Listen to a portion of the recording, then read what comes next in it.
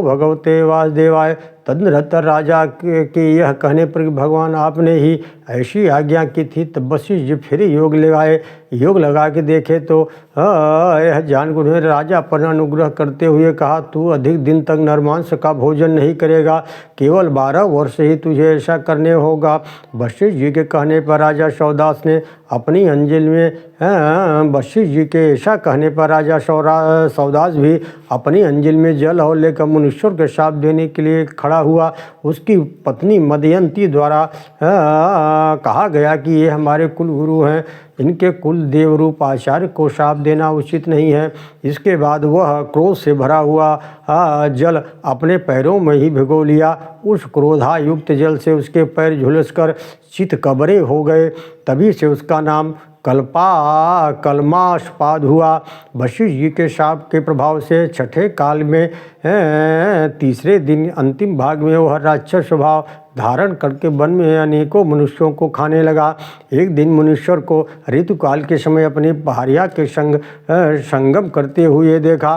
उसने उस ब्राह्मण को पकड़ लिया और उनका ग्रास बना लिया। उनकी पत्नी द्वारा निवेदन करने के बाद भी वह नहीं माना।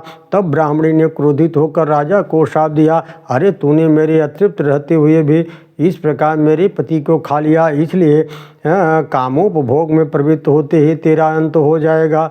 तदनंतर 12 वर्ष के अंत में शाप मुक्त हो जाने पर एक दिन विषय कामना में प्रवृत्त होने पर रानी मदयंती ने भी उसी ब्राह्मणी के शाप का स्मरण करा दिया। तभी से राजा ने स्त्री संभोग त्याग दिया। पुत्रहीन राजा के प्रार्थना करने पर वशिष्ठ जी ने मदयंती के गर्भाधान किया। तब उस गर्भ से 7 वर्ष व्यतीत होने पर जन्म न लिया जब बच्चा तो मदयंती ने उसे उस पर पत्थर से प्रहार किया। इससे उसी समय पुत्र उत्पन्न हुआ। उसका नाम अस्मक हुआ।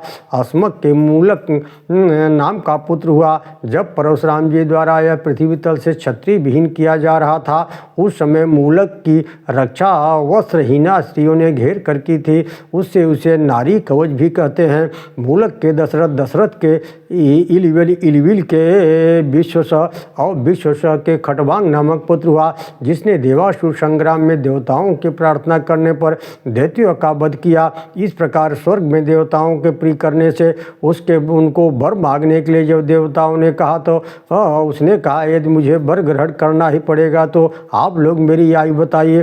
तब देवताओं के यह कहे, तुम्हारी आयु केवल 1 मुहूर्त ही रह गई है। वह देवताओं के दिए हुए एक अनवरुद्ध गति विमान पर बैठकर बड़ी शीघ्रता से मृत्यु लोक में आया। कहने लगा, यदि मुझे ब्राह्मणों की उपेक्षा आत्मा भी प्रीतर नहीं हुआ, यदि मैंने कभी स्वधर्म का उल्लंघन नहीं किया, संपूर्ण देव मनुष्य पशु पक्षी अच्युत अतिरिक्त मेरी अन्य कोई दृष्टि नहीं हुई तो निर्विघ्नतापूर्वक मुनिजन वंदित प्रभु को प्राप्त हो जाएं। ऐसा कहते हुए राजा खटवांग ने देवताओं के गुरु परमात्मा भगवान वासुदेव में अपना चित्त लगाकर उन्हीं में लीन हो गया। ओम नमो भगवते वासुदेवाय।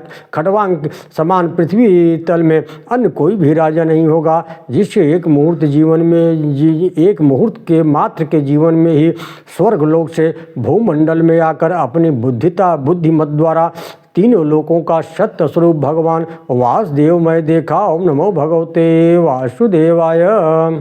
खटवांग से दीर्घबाहु नामक पुत्र हुआ। दीर्घबाहु से रघु से अज और अज से दशरथ ने जन्म लिया। दशरथ जी के पिता कमलनाथ नाभ जगत की स्थिति के लिए अंशों से राम लक्ष्मण भरत और शत्रुघ्न इन 4 रूपों से पुत्र भाव को प्राप्त हुए। राम जी ने बाल्यावस्था में ही विश्वामित्र जी की यज्ञ रक्षा के लिए जाते हुए मार्ग में ताड़का राक्षसी को मारा। फिर यज्ञशाला में पहुंचकर मारीच को बाण रूपी वायु से वाहत कर समुद्र में फेंक दिया। सुबाहु और राक्षसों को नष्ट कर डाला। उन्होंने अपने दर्शन मात्र से अहिल्या को निष्पाप किया। जानकी जी के राजभवन में बिना श्रम किए ही महादेव जी का धनुष तोड़ा और पुरुषार्थ से ही प्राप्त होने वाली जनक नंदिनी श्री सीता जी को पत्नी स्वरूप में प्राप्त किया। और इसके बाद संपूर्ण क्षत्रियों को नष्ट करने वाले है कुल के लिए अग्नि स्वरूप परशुराम जी के बल और वीर का गर्व को नष्ट किया। फिर पिता के वचन से राज्य लक्ष्मी को भाई लक्ष्मण धर्म पत्नी सीता के सहित वन में चले गए। वहाँ विराध खर दूषण राक्षस तथा कबंध बाली का वध किया। समुद्र पर पुल बांधकर संपूर्ण राक्षस कुल का विध्वंस किया। रावण द्वारा हरी हुई उसके वध से कलंकहीना होने पर भी अग्नि में प्रवेश हुई। शुद्ध देवगणों से प्रशंसित स्वभाव वाली अपनी भार्या जनक राजकन्या सीता को अयोध्या में ले आए।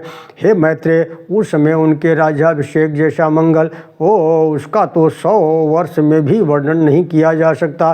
दशरथ नंदन श्री रामचंद्र जी लक्ष्मण भरत शत्रुघ्न विभीषण सुग्रीव अंगद जामवंत हनुमान आदि से छत्र चामरादि द्वारा सेवित हो ब्रह्म इंद्र अग्नियम ऋतिक वायु कुबेर ईशान आदि संपूर्ण देवता वशिष्ठ वामदेव वाल्मीकि मार्कंडे विश्वामित्र भरद्वाज अगस्त आदि मुनिजन ऋग यजु साम और अथर्ववेदों से स्तुत किए जाते हुए नृत्य गीत वाद आदि संपूर्ण मंगला सामग्रियों सहित बीणा वेणु मृदंग में भेरी पटह संकलह गोमुख आदि बाजों के घोष के साथ राजाओं के मध्य में संपूर्ण लोकों की रक्षा के लिए विधि पूर्वक अभिषिक्त हुए। इस प्रकार दशरथ कुमार कौशलाधिपति रघुकुल तिलक जानकी वल्लभ तीनों भ्राताओं के लिए श्री रामचंद्र जी ने सिंहासनारूढ़ होकर 11,000 वर्ष तक शासन किया।